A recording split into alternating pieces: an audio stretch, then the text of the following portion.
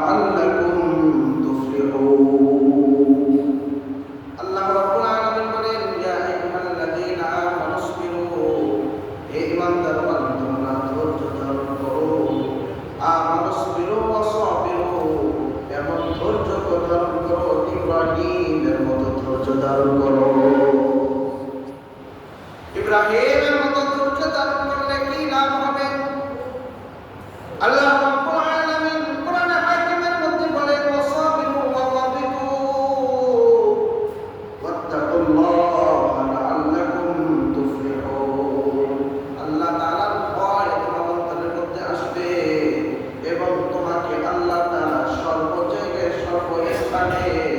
সফলতা দান করবে সুবহানাল্লাহ। ইব্রাহিম আলাইহিস সালাতু ওয়াস সালাম ছোট্ট বেলায় যখন বাবা সেবা আসর মূর্তি পূজা করছিল, এই বাবার কথা শোনার জন্য ইব্রাহিমকে ডাকতে বলল, ইব্রাহিম যাও এই মূর্তিগুলো বাজার নিয়ে বিক্রি করে নিয়ে আসো। তার বাবা মূর্তির ব্যবসায়ী ছিল, বাবা সন্তানের মাথায় তুলে দিল, ছাকার উপরে তুলে দিল, চাঙ্গারের মধ্যে তুলে দিল কিছু মূর্তি। কত দূর যাবার পরে ইব্রাহিম আলাইহিস সালাতু ওয়াস সালাম চিন্তা করলো, ইস্তেঞ্জার ব্যাগ হইল। ইস্তেঞ্জা করার জন্য রাস্তার পাশে বসে গেলেন আর মূর্তিগুলোকে পাশে দাঁড়া করে রাখলেন, শোয়া রাখলেন কিছু। পথিমধ্যে একটা কুকুর এসে, তাফসীরের মধ্যে আসছে, একটা কুকুর এসে মূর্তির শরীরের মধ্যে প্রস্রাব করা শুরু করে গেছে।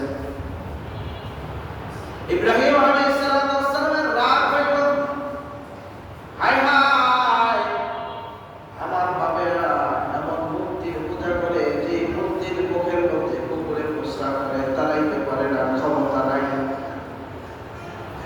ও পৃথিবীর মুসলমান, ইব্রাহিমের রাগ হওয়ার কারণে মূর্তিগুলো পা করে আসার মহিলা একই দিকে মাথা ভেঙে পড়েছে, কোন কোন মূর্তির হাত ভেঙে পড়েছে, কোন কোন মূর্তির মাথা ভেঙে গেছে, পা ভেঙে গেছে। এই অবস্থা নিয়ে বাজারের মধ্যে গেল ইব্রাহিম মূর্তি বিক্রি করার জন্য। এখন বলেন এই ভাঙা মূর্তি কেউ কিনবে নাকি? কেউ কিনতে চায় না। সন্ধ্যাবেলা যখন বাড়িতে চলে আসলো, বাবা জিজ্ঞাসা করে, কি ইব্রাহিম মূর্তিগুলো বিক্রি করবি না? বলে, তোমার মূর্তি তো কথা শোনে না, তোমার মূর্তির সামনে পুকুরে প্রস্রাব করলো, দাঁড়াইতে পারলো না, কিন্তু এই মূর্তির হাত ভাঙা পাওয়া ভাঙা, কিন্তু এই মূর্তি তো কেউ কিনতে চায় না। এক পর্যায়ে ইব্রাহিমকে আস্তে আস্তে বিভিন্ন ধরনের পরীক্ষার সম্মুখীন করে ইব্রাহিমকে এখন আগুনে ফোড়ানোর মধ্যে পরীক্ষা চলে আসে। আল্লাহ তাআলা কোরআনের মধ্যে বলেন, সূরাতুল বাকারার 124 নম্বর আয়াত আল্লাহ তাআলা বলেন, ওয়া ইয বাতালা ইব্রাহিম রাব্বুহু বিকালিমাতিন ফাআতাম্মাহুন্না ক্বালা ইন্নী জা'iলুকা লিন-নাসি ইমামা। ইব্রাহিম আলাইহিস সালাতু ওয়াস সালামকে বলতেছেন, আমি ইব্রাহিমের কাছ থেকে পরীক্ষা নিয়েছি। ইব্রাহিমকে পরীক্ষা নেওয়ার পরে ইব্রাহিম উত্তীর্ণ হয়েছে। পুরা বিশ্বের মুসলিম জাহানের ইব্রাহিমকে পিতা হিসেবে ঘোষণা করে দিলাম, মিল্লাতা আবিকুম ইব্রাহিম হুয়া সাম্মাকুমুল মুসলিমিন। বলে আল্লাহু আকবার। পৃথিবীর মুসলমান, ইব্রাহিম আলাইহিস সালাতু ওয়াস সালামকে আগুনের কুণ্ডের মধ্যে ফেলানো হবে। তার আত্মীয় অপরাধ হইল, তাদের মূর্তিশালার মধ্যে ঢুকে মূর্তিগুলোর হাত ভাঙছে, পা ভাঙছে, আমরা জানি না, হাত পাও ভেঙে ফেলাইছে। এই অপরাধে তাকে আজকে অগ্নিশিখার মধ্যে ইব্রাহিমকে ফেলানো হবে। অগ্নিশিখার মধ্যে যখন ফেলাইল, ফেরেশতা এসে বলতেছে, আল্লাহর পয়গম্বর ইব্রাহিম, আপনি বলেন আপনার জন্য অগ্নি নিভাইয়া দিব নাকি? ইব্রাহিমের জবান থেকে আওয়াজ আসলো, আমি যা করে করলাম কার জন্য করলাম? আমার ব্যক্তিগত কোনো কাজের জন্য আপনি করি নাই, আমার ব্যক্তিগত কোনো খায়েশ মিটানোর জন্য আপনি করি নাই। আমাকে আগুনে ফেলানো হয়েছে একমাত্র আল্লাহ তাআলাকে মানার জন্য। যেই খোদাকে মানার জন্য আগুনে ফেলানো হয়েছে, ওই খোদা কি আর চোখে দেখে না? আল্লাহ রাব্বুল আলামিন আগুনকে অর্ডার করলেন, কুলনা ইয়া নারু কুনি বারদান ওয়া সালামান আলা ইব্রাহিম। আগুনকে আল্লাহ তাআলা অর্ডার করলেন, আগুন রে ইব্রাহিমের জন্য ঠান্ডা হয়।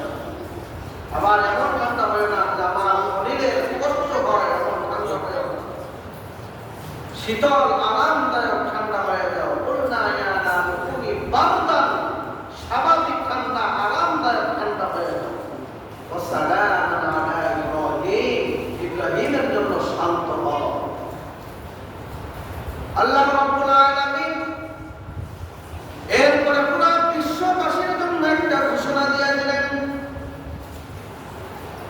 কুলনা ইয়া নারু কুনি বারদান ওয়া সালামান আলা ইব্রাহিম ওয়া আরাদু বিহি কাইদান ফাজআলনাহুল আখসারিন। আল্লাহ রাব্বুল আলামিন বলতেছেন, ওয়া আরাদু বিহি কাইদান,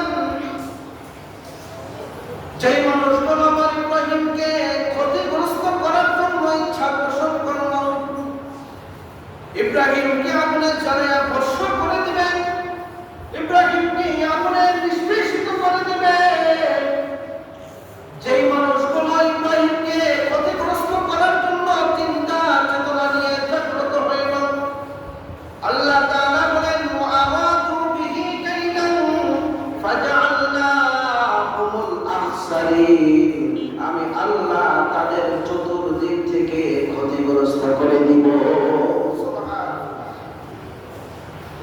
এই আয়াত শুধু ইব্রাহিমের জন্যই ক্ষান্ত নয়, ইব্রাহিমের উত্তরসূরি যারা রয়েছে পৃথিবীর জমিনের মধ্যে, ইব্রাহিমের উত্তরসূরি যত উলামায়ে কেরাম আছে, ইব্রাহিমের উত্তরসূরি যত সাহাবায়ে কেরামরা ছিল, ইব্রাহিমের উত্তরসূরি যত নবী আলাইহিস সালাতু ওয়াস সালাম ছিল, ইব্রাহিমের উত্তরসূরি যত মুমিন বান্দারা থাকবে, এদের ক্ষতি যারা করার জন্য চেষ্টা করবে, আল্লাহ তাআলা বলেন, আমি চতুর্দিক থেকে এদের ক্ষতি করে দিব। কথা বলেন কিনা?